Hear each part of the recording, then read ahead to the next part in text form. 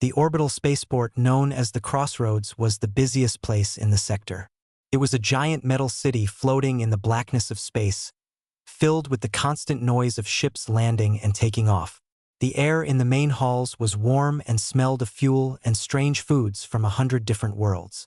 But in the service bays, the places where the real work was done, it was a different story. It was cold, loud, and lonely. Gene worked in one of these service bays. He was a cargo loader. His job was to move crates and containers from storage onto the big starships. It was not a glamorous job. His muscles were always sore, his hands were rough, and his dark blue uniform was often stained with grease. He worked long hours for little pay, but it was honest work. He was walking back to his small apartment in the residential part of the station after a very long double shift. All he could think about was a hot meal and his bed. His path took him through Bay 7, a vast, echoing chamber where the giant cryo-containers were stored. These containers kept things at freezing temperatures, and their cold breath made the whole bay feel like the middle of winter. The air was so cold it hurt to breathe. Gene pulled his thin thermal jacket tighter, shivering. He was used to the cold, but tonight it felt sharper than usual. Most of the workers had already left. The only light came from the dim, blue emergency strips on the floor and the distant glow of a maintenance bot. That was when he saw it. A flicker of color where there shouldn't be any, tucked into a narrow space between two massive, frost-covered containers was a shape. At first, Gene thought it was a discarded pile of cargo wrappings. But as he got closer, his heart jumped into his throat. It was a person. No, not a human person. It was a draconian. Gene had seen draconians before, of course. The Crossroads had all sorts of species, but he had never seen one like this. Draconians were usually magnificent to look at. They stood tall, with sleek, powerful bodies covered in colorful scales, and had elegant wings folded on their backs. They were a proud and ancient race. This one was curled into a tight ball, trying to be as small as possible. Her scales, which should have been a brilliant, shining blue, were pale and dull, covered in a layer of white frost. Her delicate wings were wrapped around her body like a blanket, but they were trembling violently. She was shivering, a full-body shudder that looked painful. Her eyes were closed. Gene knew a little about draconians. He remembered from a mandatory station safety video that they came from a very hot world. They were strong, but cold was their greatest weakness. Extreme cold could make them fall into a sleep they never woke up from. He looked around. The bay was empty. Dozens of people must have walked past this spot tonight. They all had their own problems, their own ships to catch, their own lives to get to. No one had stopped. In a place as big and impersonal as the Crossroads, it was easy to ignore someone else's trouble. But Gene couldn't. His feet felt stuck to the floor. He couldn't just walk away. It wouldn't be right. He moved closer, his boots crunching on the frost-covered floor. "Hello?" he said, his voice soft. "Can you hear me?" The draconian didn't move. Her breathing was so shallow he could barely see her chest move. "Hey," he said a little louder. He knelt down, ignoring the cold that seeped through his pants. He reached out a hand but hesitated. He didn't want to scare her. Slowly, her golden, slitted eyes opened. They were clouded with pain and confusion, and most of all, fear. She looked at him, a strange human in a worker's uniform, and a low, weak hiss escaped her lips. It was a sound of pure terror. Then her eyes closed again, and her head slumped forward. That was all the answer Gene needed. He acted without thinking. He quickly shrugged off his thermal jacket. It wasn't much, but it was all he had. He carefully draped it over her shoulders, trying to cover as much of her frozen scales as possible. She was lighter than he expected when he slid his arms under her and lifted her. She felt fragile, like a bird with frozen wings, holding her close to share his body heat. He began to walk, then jog, towards the exit of the bay. He needed to get her to warmth and fast. His apartment wasn't far. He moved as quickly as he could, his tired muscles protesting, but he pushed through the pain. He got a few strange looks as he hurried through the crowded main concourse.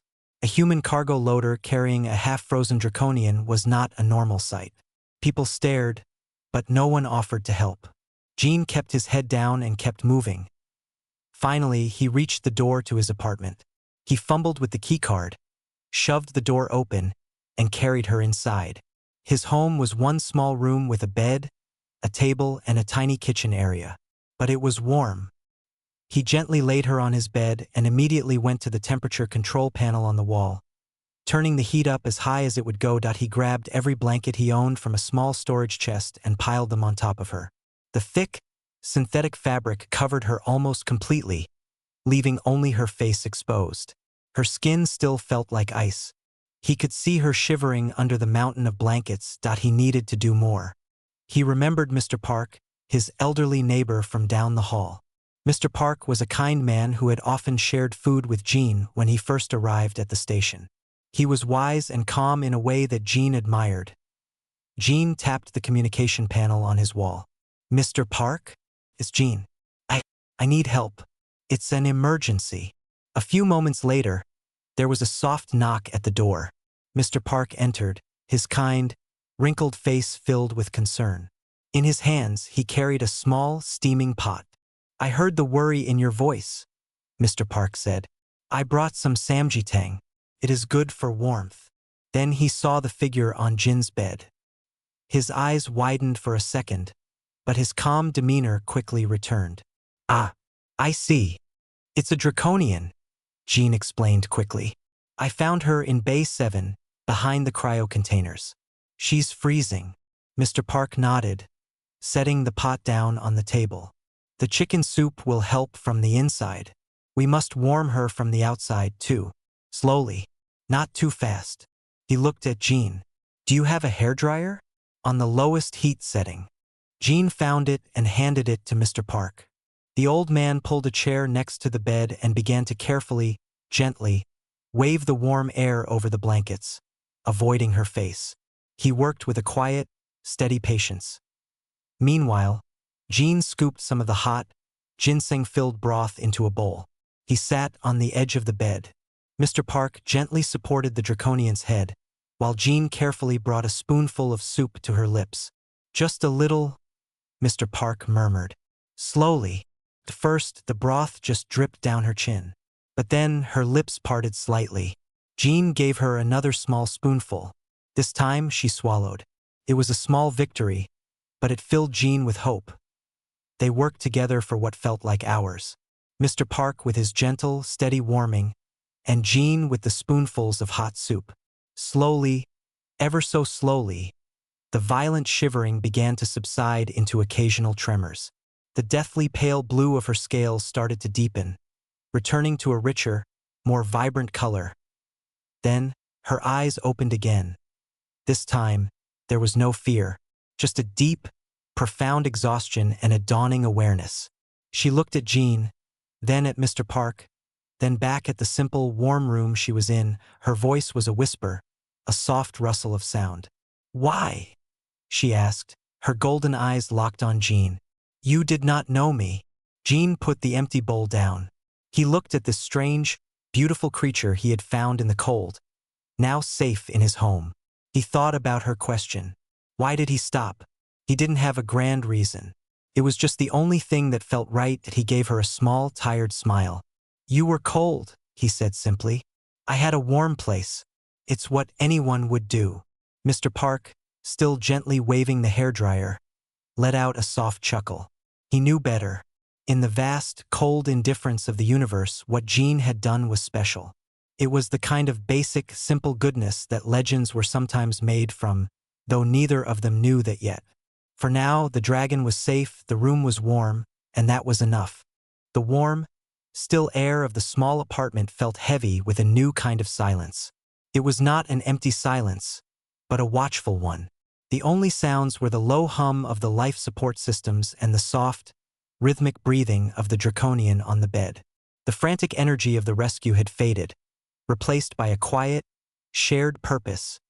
Jean and Mr. Park watched as the color continued to return to the draconian scales. The pale, frostbitten blue was now a deep, shimmering cerulean, like a lake under a summer sky. Her shivering had almost completely stopped. She was awake, her golden eyes taking in everything with a quiet, intelligent curiosity. She looked from Jin's worried face to Mr. Park's calm, wrinkled one, then around the small, simple room. Her gaze lingered on a small hologram of a mountain on Jin's wall, the only personal decoration he owned at MR. Park moved first. He stood up with a soft grunt, his old bones protesting. "The immediate danger is past," he said, his voice a low, soothing rumble. "But her body has been through a great shock. She needs proper rest and more warmth. And food. Real food, not just broth." He gestured to the pot of soup he had brought. "I will leave this. You must both eat." He gave Jean a long, meaningful look. "You did a good thing, son. A brave thing. But now comes the complicated part." With a final nod, the old man left, closing the door softly behind him. Now they were alone. Jean suddenly felt very aware of how small his apartment was. He awkwardly gestured to the pot. "Would you like some more soup? My name is Jean, by the way." The draconian slowly pushed herself up into a sitting position, the blankets pooling around her waist. She moved with a natural grace that was surprising, given her recent state. "I am Yuna," she said, her voice clearer now, though it still held a soft, sibilant quality. "And yes, thank you. The soup. It is very good. It feels alive." Jean busied himself with getting another bowl, glad to have something to do with his hands. He handed her the bowl and a spoon, but she looked at them curiously before setting them aside. She lifted the bowl carefully in her slender, scaled hands and drank from it directly. A look of pure pleasure crossed her features. "This is much better," she said, a hint of a smile touching her lips. "The metal stick is inefficient for consuming liquid." Jean couldn't help but smile back. "It's called a spoon. But you're right. For soup, drinking is faster." They sat in silence for a few moments, Yuna drinking the soup and Jean just watching her, unsure of what to say or do next. He noticed details he had missed before. The fine, almost invisible patterns on her scales that caught the light. The way her dark, silky hair framed her face. She was unlike anyone he had ever met. "You asked me why," Jean said, finally breaking the silence. "Before. You asked why I helped you." Yuna lowered the bowl, her golden eyes meeting his. "I remember. You said it was what anyone would do." She tilted her head. "But that is not true. Many passed me by. I saw their boots. I heard their voices. They did not stop. So, I ask again, why did you?" Jean thought for a moment, struggling to find the right words. "It just didn't seem right," he said, his voice low. "To leave you there. You were in trouble. I could help, so I did. It's not more complicated than that." Yuna studied him, as if he were a strange and fascinating puzzle. "In my culture, such an act creates a life debt, a bond between the saved and the savior. It is a very serious thing." She looked around the humble room again. "You are not a warrior. You are not a leader. You are a loader of cargo." Jean nodded, not offended. "That's right. I move boxes. Yet you possess a strength my people often overlook," she said softly. "The strength of compassion. It is a quiet power, but a real one." As the night wore on, they began to talk. Yuna explained that she was a medical officer, a nurse, on a draconian ship called the Kuzunagi's Breath. There had been an accident in the docking bay, a pressure leak. In the chaos and rush to evacuate the injured, she had become separated from her unit. "I was trying to find a secondary medical station," she explained, her voice gaining strength. "I took a wrong turn and found myself in that ice cave. The cold, it comes for us so quickly. Clouds the mind, makes the body heavy. Before I knew it, I could not move. I could only wait." The memory brought a shadow to her eyes. Jean listened, fascinated. He told her about his life, about coming to the crossroads from a small farming community on a colony world, looking for work. He talked about the long, boring hours, the loud noise, the constant chill of the cargo bays. It sounded dull and gray next to her stories of traveling between stars, of healing and helping people from a dozen different species. Yuna was a keen listener. She asked questions about his home, about Mr. Park, about what humans did for joy. She was especially interested in the concept of neighbors and a community that was not based on bloodline or military rank. The way you and the elder man worked together, she said. Without a command, without a shared clan name. You just helped. This is common for your people. Jean shrugged. It can be. Sometimes people are only out for themselves. But sometimes people help each other. As they talked, a comfortable ease settled between them. The initial strangeness faded, replaced by a simple, growing connection. Jean found himself not looking at a strange, scaled alien, but at Yuna, a person who was brave, intelligent, and had been very, very scared. Yuna, in turn, saw past the rough hands and the simple uniform. She saw a young man with a quiet dignity and a heart that was far bigger than his small apartment. He had saved her without any thought of reward or debt. He had shown her a kind of kindness that was given freely, something she had rarely experienced. After several hours, Yuna's energy began to wane. Her eyelids grew heavy. Jean insisted she take the bed. He would sleep on the floor. It is your bed, she protested weakly. And you are my guest, he said firmly. And you need to rest more than I do. She was too tired to argue. She lay back down, and he pulled the blankets up to her chin. Her scales were now warm to the touch, radiating a gentle heat like a stone left in the sun. Jean, she whispered as he turned the main light off, leaving only a small lamp glowing in the corner. Yes. Thank you, she said. Not just for saving my life, but for the dignity. You treated me with dignity. He didn't know what to say to that, so he just nodded in the dim light. Get some sleep, Yuna. He made a simple bed for himself on the floor with some spare cushions. It was uncomfortable, but he didn't mind. He lay there in the dark, listening to the soft, steady sound of her breathing. The apartment, which had always felt so empty, now felt full. He had found a dragon freezing in the spaceport, and now she was sleeping in his bed. The world felt suddenly much bigger, and much stranger, and more wonderful than it had just a day before. The debt of a life had been incurred, and a bond, fragile but strong, had been formed in the quiet warmth of the night. The soft, gray light of the station's artificial morning cycle filtered through the single window of Jin's apartment. He woke up stiff from his night on the floor, but a strange feeling of warmth filled the small room. It wasn't just from the heating unit. It was a feeling of presence. Yuna was still asleep, her breathing deep and even. The vibrant blue of her scales seemed to glow in the dim light. He moved quietly, starting a pot of coffee. The rich, bitter smell filled the air. A few minutes later, he heard a soft rustle from the bed. Yuna was awake, her golden eyes blinking slowly as she took in her surroundings. For a moment, she looked confused, and then her gaze found Jean, and a look of calm recognition settled on her face. Good morning, Jean said, offering a small smile. Good morning, Yuna replied, her voice still thick with sleep. She sat up, the blankets falling away.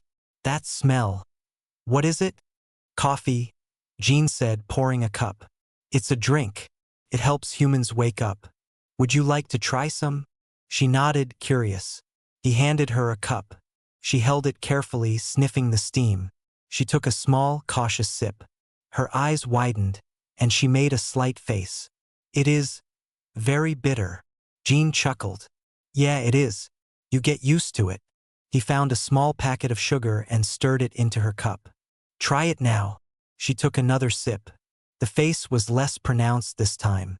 It is interesting, she said diplomatically, which made Jean laugh again. This became the pattern of their next few days. It was a quiet, gentle time. A small pocket of peace hidden away from the noisy chaos of the spaceport. Yuna's strength returned quickly once she was warm and well-fed. Jean had to go to work, but his shifts felt shorter, and he found himself hurrying back to his apartment, wondering what Yuna had discovered in his absence. Their conversations continued, flowing more easily now.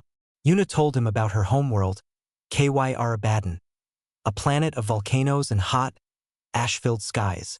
She described cities carved into the sides of mountains and the great, heated pools where her people gathered.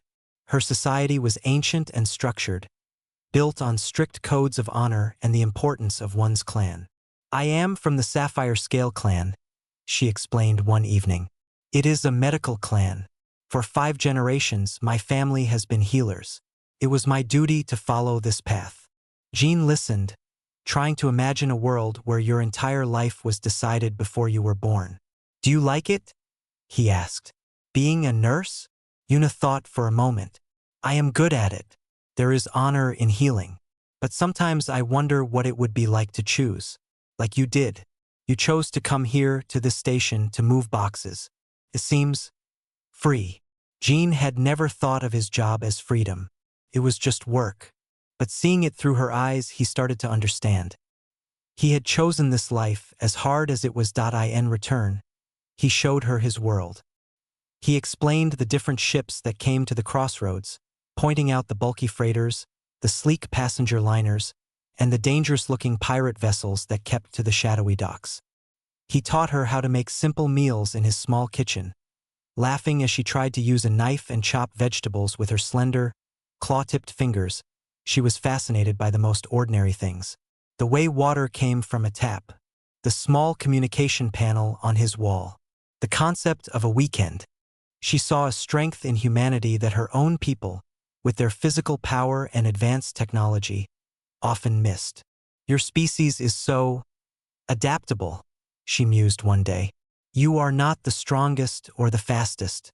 You cannot fly or survive in vacuum without a suit. But you can live anywhere. You find a way. You create warmth in the cold, community among strangers. It is a different kind of power." During this time, Mr. Park visited often, always bringing food. He would sit with Yuna and talk with her about plants and medicine, sharing his old-fashioned knowledge with her advanced science. He treated her not as a strange alien, but as a young person who was far from home. His quiet kindness was another example of the humanity Yuna was coming to admire. One afternoon, Jean came home from work to find Yuna looking at the station's news feed on his screen. Her face was serious. "My ship is gone," she said softly. "The Kuzunagi's breath. It left the crossroads 2 days ago." Jin's heart sank. "What does that mean?" "It means they completed their repairs and continued their mission. They would have done a final crew count. They would have assumed I was not coming." She looked at him, her golden eyes filled with a complex emotion. "I am stranded, Jean." The word hung in the air between them. Stranded. It sounded so final, so lonely. "But we can contact them, right?" Jean said, his mind racing. "We can send a message. Tell them you're here." Yuna shook her head slowly. "It is not so simple. My people are proud. To be left behind is seen as a failure, a lack of vigilance. There would be shame. And to be saved by a human, a species many of my commanders see as primitive, it would complicate things." She looked down at her hands. "The life debt I owe you is a personal thing. To my government, it would be an embarrassment." Jean sat down, the reality of the situation settling on him. Yuna couldn't just go home. She was stuck here on the crossroads, with nothing but the clothes on her back and the kindness of a cargo loader. "Then you'll stay here," Jean said, his voice firm. "With me. This is your home now, for as long as you need it." Yuna looked at him, her expression unreadable. The debt she felt was immense. He had saved her life, given her shelter, and now he was offering her a home, asking for nothing in return. In her culture, such a series of gifts would be impossible to ever repay. But here, with Jean, it didn't feel like a debt. It felt like something else. Something warmer. "Thank you, Jean," she said, her voice barely a whisper. But the gratitude in her eyes was bright and clear. That quiet moment, something shifted.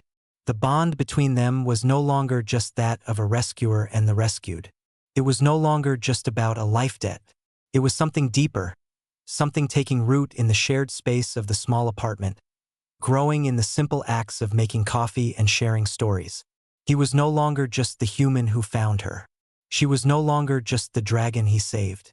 They were Jean and Yuna, and the future, though uncertain, was something they would now face together. The peace of the last few days was shattered by a loud, insistent knocking on Jin's door. It was not the gentle tap of Mr. Park. This knock was hard and official, the sound of authority. Jean and Yuna exchanged a worried look. He got up and opened the door. Standing in the corridor were two draconians.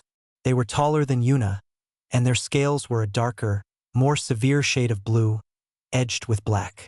They wore formal uniforms with sharp, angular designs, and their faces were set in expressions of cold disapproval. They did not look like healers. They looked like soldiers. The one in front, who seemed to be the leader, looked past Jean into the apartment. His golden eyes swept over the small, humble room and then landed on Yuna. His gaze was like ice. "Officer Yuna of the Sapphire Scale," he said, his voice a low, unfriendly rumble. "We have been searching for you." Yuna stood up, straightening her shoulders. "Officer Kalen?" she replied. Her voice calm but tense. Kalen's eyes flickered back to Jean, looking him up and down, taking in his simple clothes and his tired face. "The Crossroads administration reported a human matching your description was involved in an incident with one of our people. We traced the identity to this residence." He said the word human as if it were a dirty word. "Explain your presence here." Jean felt a flush of anger, but he kept his voice steady. "I found Yuna freezing in a cargo bay. I brought her here to warm up. She was in danger." Kalen's expression did not change. Draconians are not in the habit of requiring rescue from cargo handlers. He turned his attention back to Yuna. "The Kuzunagi's breath has filed you as missing, presumed deceased. Your recovery is a surprise. You will come with us immediately. We will arrange transport for you to the next outpost." It was an order, not an invitation. But Yuna did not move. "I am grateful for your assistance, Officer Kalen," she said, her voice gaining strength. "But I am not ready to leave. I owe this human a life debt. My honor requires that I stay until it is repaid." Kalen's eyes narrowed. "A life debt? To a human?" He almost sneered. "The concept is for dealings between equals, Yuna. This is a matter of clan and military protocol. You will come with us." Jean could stay quiet no longer. He stepped forward, putting himself slightly between Kalen and Yuna. "She doesn't want to go with you. She's safe here." Kalen looked at Jean as if he were a bug that had just spoken. "This does not concern you, human. This is an internal draconian matter. Do not interfere." The situation was slipping away. Jean could feel it. They were going to take her, and her honor and her wishes wouldn't matter. He saw the stubborn pride in Kalen's face and knew that words would not be enough. He needed to speak in a language this draconian would understand. Action. Proof. "Wait," Jean said, his mind racing. "You talk about honor. Yuna talks about a life debt. My people understand debts. We also understand proving someone's worth." Kalen stared at him, silent and unmoving, but he was listening. "Yuna says I saved her," Jean continued. "You don't believe my actions have any value. So, give me a chance to prove it. Not with words, with a test, a challenge. If I succeed, you acknowledge her debt is valid and you let her stay by her own choice. If I fail, she goes with you, and I won't say another word." A long, tense silence filled the small room. Kalen seemed to be considering it.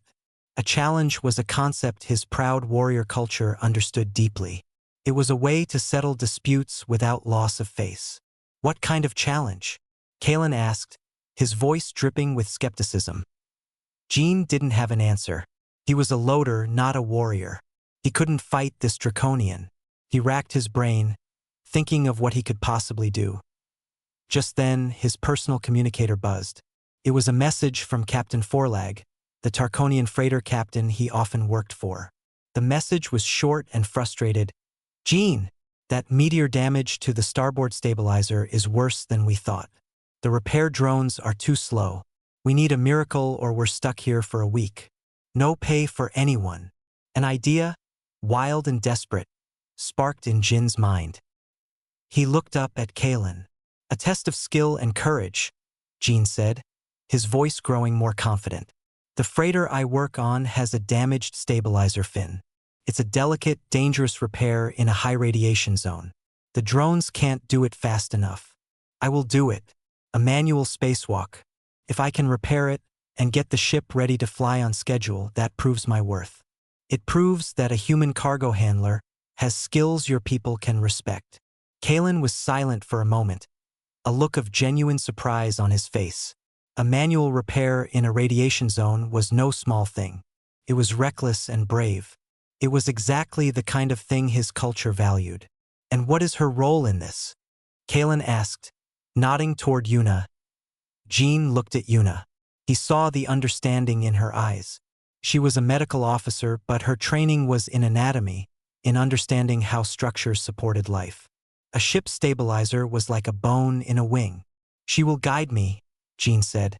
Her medical knowledge of structure and support. She can see the weak points, tell me where to reinforce. We will do it together. Yuna stepped forward to stand beside Jin. I accept this challenge, she said to Kalen, her voice clear and strong. His courage proves his worth. My guidance will prove my own. Our success will prove the value of our bond. Kalen looked from one to the other. He saw the determination in their faces. He could have refused, could have simply taken Yuna by force. But the challenge had been issued in terms of honor. To refuse would be seen as cowardice. Very well, Kalen said finally, his voice cold. We will observe this test. You have until the freighter's scheduled departure tomorrow. If you succeed, the matter of the life debt will be recognized by the envoy. If you fail, Officer Yuna comes with us, and this human is never to approach a draconian again. He turned and left, his companion following silently. The door closed, leaving Jin and Yuna alone in the sudden quiet. Jin let out a breath he didn't realize he had been holding. His hands were trembling. Yuna placed a warm, scaled hand on his arm. That was a very foolish thing to do, Jin, she said softly. And very brave. I had to do something, he replied, his heart still pounding. I couldn't just let them take you. She smiled, a real warm smile that reached her eyes.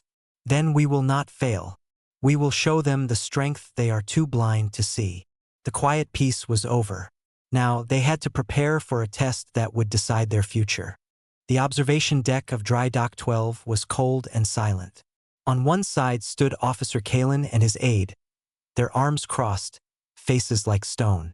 On the other stood Mr. Park, his hands clasped tightly behind his back, his old face a mask of quiet worry. Between them, the massive viewport looked out onto the skeletal frame of Captain Forlag's freighter, the Star Treader. One of its wide, wing-like stabilizer fins was bent and torn, an ugly scar from a passing meteor swarm. Inside the airlock, Jin felt the weight of his environment suit. It was bulky and worn, not like the sleek models the engineers used.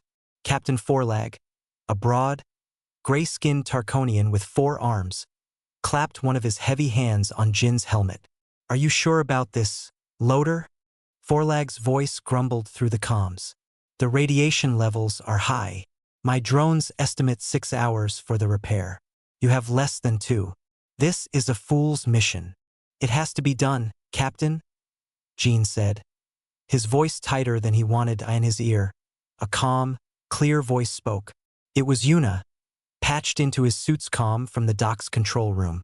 I am looking at the structural schematics now, Jin. The primary support beam is fractured, but the secondary lattice is intact. We can use it as an anchor. Her voice was a lifeline. He took a deep breath. Okay, I'm going out. The outer airlock door slid open, revealing the infinite blackness of space. The freighter was a giant metal mountain beside him. Jin attached his safety tether and pushed off, floating towards the damaged stabilizer. The silence was absolute, broken only by his own breathing and the hum of his suit. He reached the torn metal. The damage was worse up close. It was a mess of twisted alloy and severed cables. Okay, Yuna. I'm here. Good. Her voice came back, steady and focused. The main break is at the root, Coordinate 7 by 2. Do you see the bent strut? The one that looks like a broken bone? Gene looked. He saw it. Yes. That is your first target. You need to weld a brace along its length. But do not weld it straight. You must follow the curve of the secondary lattice. It will distribute the stress more efficiently. Gene pulled the welding torch from his tool belt. His hands were clumsy in the thick gloves. The first attempt was shaky, the weld bead uneven. Slow your movements, Gene, Yuna instructed. Her tone is calm as if they were in his apartment. Think of it as a careful, precise stitch. You are healing the ship. Her words changed everything. He wasn't just fixing metal. He was following a doctor's orders. He took another breath, steadied his arm, and tried again. This time, the weld was smooth and strong. He moved along the strut, his movements becoming more confident as Yuna guided him. Good. Very good, she said. Now move to the next point. There is a cluster of fractured conduits. They are like burst blood vessels. They need to be sealed, but you must be careful not to crush them. Back on the observation deck, the silence was heavy. Kalen watched, his expression unchanging. Mr. Park leaned forward, his knuckles white. They could see the small figure of Gene, a tiny speck against the vastness of the ship, moving with a slow, deliberate purpose. Captain Forlag, watching from the bridge, grunted in surprise. He's not just hacking at it. He's working with a plan. How is he doing that? Inside his helmet, Jin's world had shrunk to Yuna's voice and the task in front of him. She didn't just tell him what to do. She told him why. She explained how the forces would flow through the repair, how one weld would support another. She was using her deep knowledge of anatomy and applying it to the ship's metal skeleton. It was a kind of genius he had never seen before. The radiation warning on his suit display began to blink yellow. He was reaching his safe exposure limit. Gene, your radiation levels are rising, Yuna said, a note of tension entering her voice for the first time. I know. I have to finish this. The final part was the most dangerous. A large piece of the fin's outer skin was hanging by a thread, threatening to break off and cause more damage. He had to cut it free and weld a new panel in its place. The loose panel is putting stress on the entire assembly, Yuna said. It is like a necrotic wound. It must be removed before you can graft the new skin. But when you cut it, the forces will shift. Be ready. Gene anchored his boots to the hull and took the plasma cutter. With a precise burst, he severed the last connection. The large piece of metal drifted away slowly. Just as Yuna predicted, the whole stabilizer groaned, and Gene felt a vibration through his boots. Now Gene, weld the top corner of the new panel first. Quickly, he moved, his muscles aching, his vision starting to swim from fatigue and radiation. He welded the top, then the bottom, securing the new panel. It is holding. Yuna's voice was filled with relief. Now seal the edges. You are almost there. With one final, exhausting effort, Gene ran a continuous weld around the entire panel. When he was done, he floated back, his body screaming in protest. The stabilizer fin was whole again. It wasn't pretty, but it was solid. It's done, Yuna, he breathed, his body going limp in the zero gravity. Back in the control room, the technicians cheered. The structural integrity scan showed green across the board. The repair was not just a patch job. It was a proper, lasting fix, accomplished in 1 hour and 47 minutes. On the observation deck, Captain Forlag's voice boomed over the comm. By the moons of Tarkos. He did it. The fin is holding. Loader, you have my thanks, and a bonus. Mr. Park let out a long, shaky breath and smiled. Gene, exhausted but triumphant, was reeled back into the airlock. As the inner door closed and the room repressurized, he leaned against the wall, his legs weak. When he stumbled out of the airlock, pulling off his helmet, the first person he saw was Yuna. She ran to him, something he had never seen her do before, and threw her arms around him, ignoring the sweat and grime on his suit. You did it, she whispered into his shoulder. They turned to face Kalen. The draconian officer was no longer looking at them with disdain. He was looking at the repaired freighter on the view screen, and then back at them. His expression was one of grudging, stunned respect. "The challenge is complete," Kalen announced, his voice formal but lacking its earlier coldness. "The human Jean has shown exceptional courage and skill. The bond between him and Officer Yuna has proven its worth in action. The life debt is recognized and honored by the Draconian envoy." He gave a short, sharp bow. "Officer Yuna, you are free to stay." He turned and left without another word. The victory was theirs. The story of what happened in Dry Dock 12 did not stay there. It spread from the technicians to the other loaders, from the merchants to the pilots. It became the legend of the frost-touched nurse and the starport loader. It was a story not of weapons or war, but of a quiet human courage and an unexpected dragon's wisdom. A story that proved the strength of a simple, kind heart. And for Jean and Yuna, standing together in the bright light of the dock, their future was no longer a question. It was a promise, written in stars and sealed in cold vacuum. The legend, as all good legends do, grew and changed as it was told. On the bustling freight decks, it was a story of a loader's grit, proving that human hands could do what delicate machines could not. In the medical bays, it was a tale of a nurse's brilliant mind, using her knowledge to heal a metal giant. But at its heart, the story remained the same. A simple act of kindness in a cold place that had sparked a light strong enough to be seen across the stars. For Jean and Yuna, the legend was not a story. It was their life. The Draconian envoy, true to their word, did not bother them again. In fact, the official recognition of the life debt opened doors. Jean was offered the job of human liaison, a role created just for him. He no longer moved boxes. Now he helped smooth misunderstandings between human crews and Draconian traders, his quiet patience proving more valuable than any diplomat's fancy words. Yuna found her own place. The Crossroads Medical Center, having heard of her unique skills, asked for her help. She started by consulting on complex structural repairs for biomechanical limbs, applying her knowledge of both anatomy and engineering. Soon, she was training other medics, her calm voice and brilliant mind making her a respected teacher. They moved out of Jin's tiny apartment into a larger one, a place with a real window that looked out at the swirling nebula that hung near the station. It became their home. Jin taught Yuna how to cook more Korean dishes, and she learned to love the spicy, fiery flavors, though she never quite mastered the use of chopsticks. In return, she introduced him to the quiet, complex harmonies of Draconian music, which sounded to him like the wind singing through ancient caves. Their love was not a dramatic, fiery thing. It was built in the quiet moments. It was in the way Jean always made sure her favorite spot by the heating vent was warm.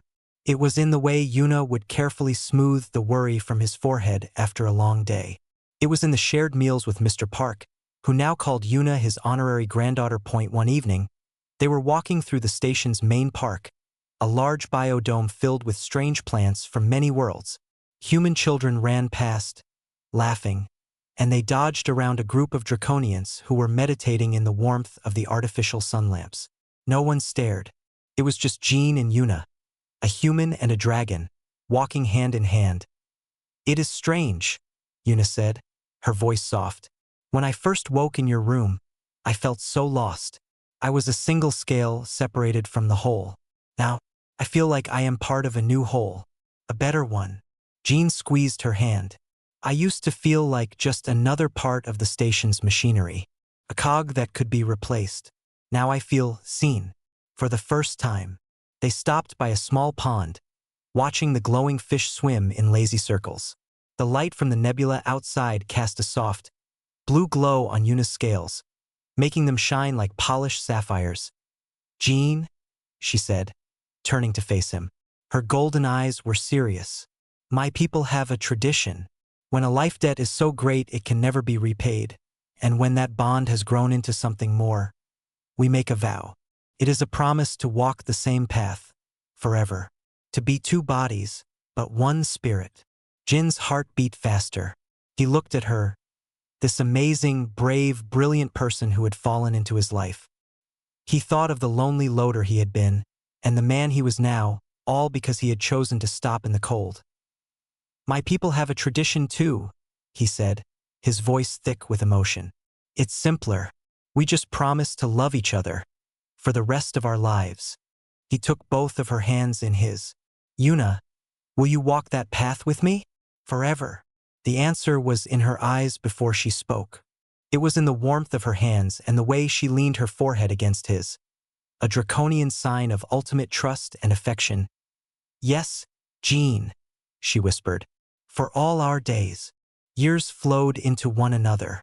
The crossroads station changed. A new wing was built, designed with input from both human and draconian engineers. It was called the Unity Concourse, and at its center was a small, beautiful sculpture. It was not of a warrior or a king. It was of a human hand offering a thermal jacket to a shimmering, scaled hand. The plaque underneath reads simply, "The legend begins here." Jean and Yuna stood on their balcony, looking down at the concourse. The station was quieter now, the late-night shift settling in. The lights of 1,000 ships twinkled in the dark like a field of stars. Behind them, in their warm apartment, their 2 children slept. Their son, who had his father's gentle smile and his mother's thoughtful eyes. Their daughter, who had her mother's brilliant blue scales and her father's stubborn determination. They were the first of a new generation, a living symbol of the bond that had started with a single, kind act. Jean felt a warm, scaled wing drape over his shoulders like a living cloak. He leaned into Yuna's side, and she rested her head on his shoulder. They didn't speak. They didn't need to. Below them, the galaxy continued its endless turn. But here, on this balcony, was a perfect, quiet point of light. Their love had started as a story to be told, but it had become so much more. It had become a home. It had become a family. It had become a permanent part of the legend of the stars, a proof that the most powerful force in the universe was not found in a star drive or a weapon, but in the simple, courageous act of offering a warm hand to someone who was freezing, and that, they knew, was a legend that would never end.